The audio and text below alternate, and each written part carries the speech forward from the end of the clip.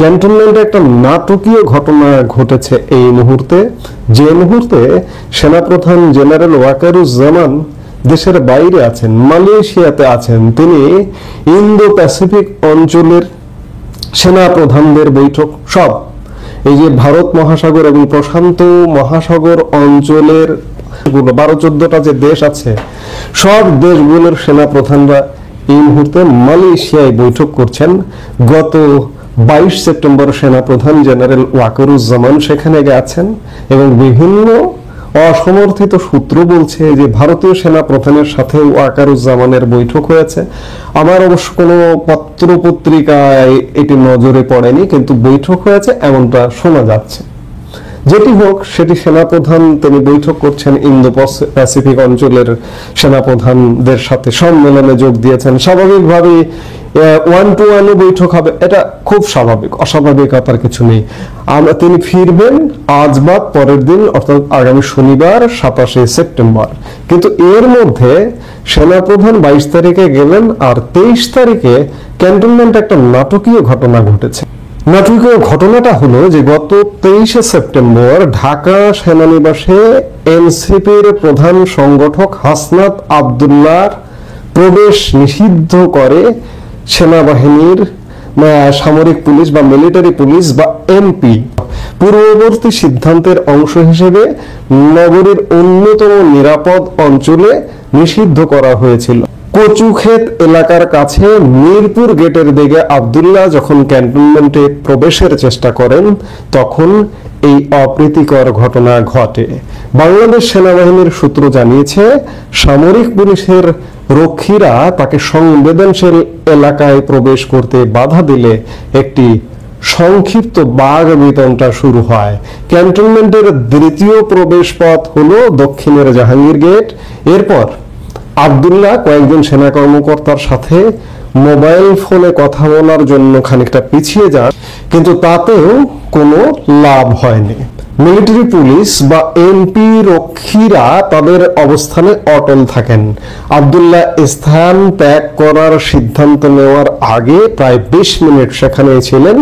ওয়াকিবহাল সূত্র জানিয়েছে যে তিনি কোনো সেনা কর্মকর্তার সাথে দেখা করার জন্য প্রবেশ করতে যাননি, বরং তুলনামূলকভাবে খানিকটা যানজট মুক্ত এলাকা হওয়ায় ক্যান্টনমেন্টের ভেতর দিয়ে তিনি অন্য কোনো গন্তব্যে পৌঁছাতে চেয়েছিলেন। এই সংবাদটি বাংলাদেশের কোনো গণমাধ্যমে নেই। ভারতীয় গণমাধ্যম নর্থ ইস্ট নিউজের ভারতের বিখ্যাত সাংবাদিক চন্দন নন্দী নর্থ ইস্ট নিউজে দিয়েছে। নর্থ ইস্ট নিউজ সম্ভবত হাসনাত আব্দুল্লাহর সঙ্গে ফোনে যোগাযোগ করবার চেষ্টা করেছে, কিন্তু হাসনাত আব্দুল্লাহর কোনো সাড়া পায়নি।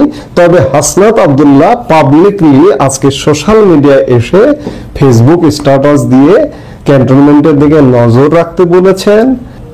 আপনাদের মনে আছে নিশ্চয়ই যে গত মার্চে হাসনাত আব্দুল্লাহ ফেসবুকে পোস্ট দিয়ে সরাসরি সেনাপ্রধান জেনারেল ওয়াকারুজ্জামানকে নিশানায় নিয়েছিলেন এবং নিয়ে বলেছিলেন যে জেনারেল ওয়াকারুজ্জামান একটা রিফাইন্ড আওয়ামী লীগ আনতে চায়, এবং সেটি নিয়ে দেশে যথেষ্ট উত্তেজনার সৃষ্টি হয়েছিল। এবং সেনাবাহিনী হাসনাত আব্দুল্লাহর সেই ফেসবুক পোস্টের পাল্টা বিবৃতি দিয়ে সেনাবাহিনী অস্বীকার করে যে আওয়ামী লীগ পুনর্বাসনের জন্য হাসনাত আব্দুল্লাহ বা অন্য কোনো ছাত্র বা সমন্বয়কদের কোনো চাপ দেওয়া হয়নি।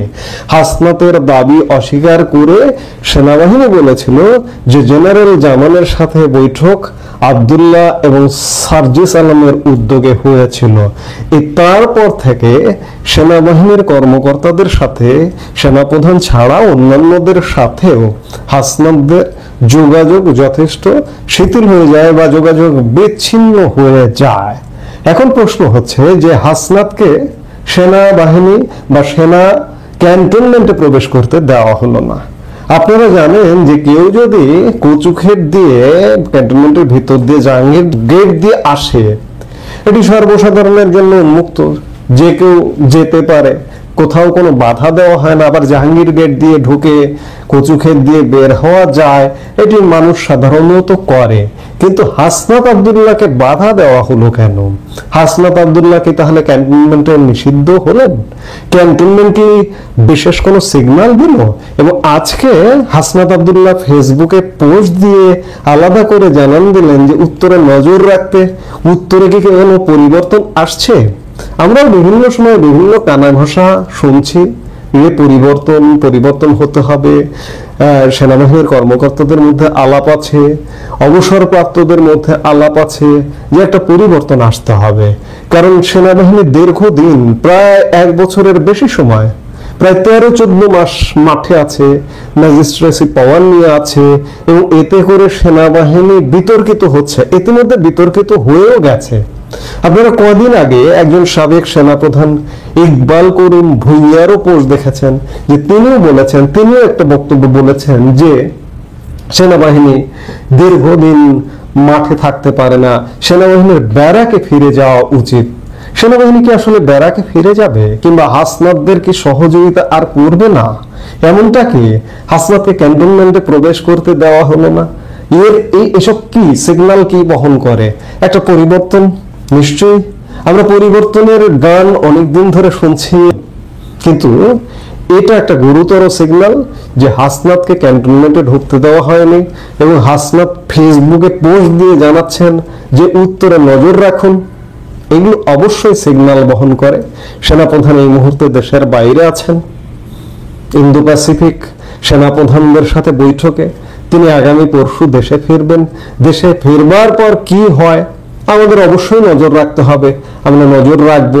এই যে আলাপ আলোচনা চলছে যে সেনাবাহিনী দীর্ঘদিন মাঠের বাইরে থাকতে পারে না, আবার সেনাবাহিনীর পক্ষ থেকে বিভিন্ন সময়ে শুনেছি আমরা যে আনুষ্ঠানিক বক্তব্য শুনেছি যে এই সরকারকে সহযোগিতা করবে এবং আগামী নির্বাচনে সহযোগিতা করবে, নির্বাচন হলে সেনাবাহিনীর ভেতরে চলে যাবে। কিন্তু তার আগেই কোনো ঘটনা ঘটে কিনা সেগুলো দেখবার বিষয় আছে। সেগুলো দেখবার জন্য আমরা নিশ্চয়ই অপেক্ষা করছি এবং দেখছি যে সামনে আসলে কি ঘটতে যাচ্ছে। ক্যান্টনমেন্টে হাসনাত আব্দুল্লাহ নিষিদ্ধ, ক্যান্টনমেন্ট কি সিগন্যাল দিচ্ছে, এই প্রসঙ্গটা নিয়ে আপনাদের সামনে এই মুহূর্তে কথা বলতে এসেছি। আপনারা যারা সোশ্যাল মিডিয়ায় আছেন নিশ্চয়ই খেয়াল করেছেন, গণ অভ্যুত্থানের অন্যতম প্রধান সিপাহ সালার 24-এর গণ অভ্যুত্থান বলছি, তাদের ভাষায় যেটিকে তারা গণ অভ্যুত্থান বলে, সেই গণ অভ্যুত্থানের সিপাহ সালার হাসনাত আব্দুল্লাহ আজকে ফেসবুকে খুব সংক্ষিপ্ত আকারে একটা পোস্ট দিয়েছেন ইংরেজিতে। তিনি লিখেছেন, keep an eye on the north, gone too quiet too fast. উত্তরের দিকে নজর রাখুন, খুব শান্ত, খুব দ্রুত। হঠাৎ হাসনাত আব্দুল্লাহ এমন একটা পোস্ট দিলেন কেন? কি হচ্ছে, কি হতে যাচ্ছে? ইঙ্গিতপূর্ণ পোস্ট, সরাসরি কিছু বলছেন না, কিন্তু ইঙ্গিতপূর্ণ। উত্তর বলতে তিনি ক্যান্টনমেন্টকে বোঝাচ্ছেন, ক্যান্টনমেন্টের দিকে নজর রাখতে বলছেন। ক্যান্টনমেন্টে কি ঘটলো এমন হঠাৎ করে? আমরা নানা রকম কানা ঘোষা শুনি যে পরিবর্তনের শব্দ 1 বছর ধরেই পাচ্ছি, আপনাদেরকেও বলছি, কিন্তু কোনো পরিবর্তন নাই, আমরা বিরক্ত। আমাদেরকে যারা এই শব্দগুলো শোনায় আমরাও তাদের উপর বিরক্ত। আপনাদেরকে আমরা বলি, আপনারাও আমাদের প্রতি বিরক্ত হন।